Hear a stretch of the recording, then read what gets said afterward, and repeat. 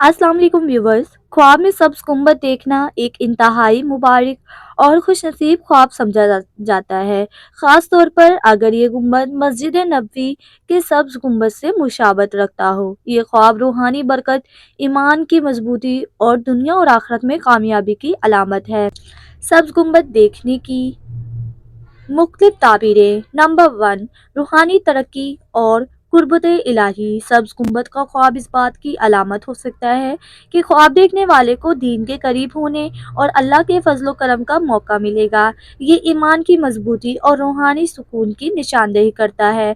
Number 2, मोहब्बत रसूल सल्लल्लाहु अलैहि वसल्लम। अगर ये गुंबद मस्जिद नबी का हो तो ये इस बात की अलामत है कि ख्वाब देखने वाले को नबी करीम सल्लल्लाहु अलैहि वसल्लम की मोहब्बत नसीब होगी और इसकी ज़िंदगी में बरकतें आएंगी। नंबर 3, खुशखबरी।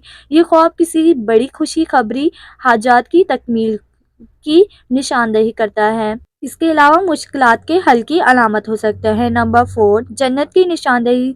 सब्ज रंग और गुंबद दोनों इस्लाम में जन्नत की अलामत समझे जाते हैं, इसलिए ये ख्वाब आखिरत में कामयाबी या जन्नत की बिशारत की तरफ इशारा भी हो सकता है।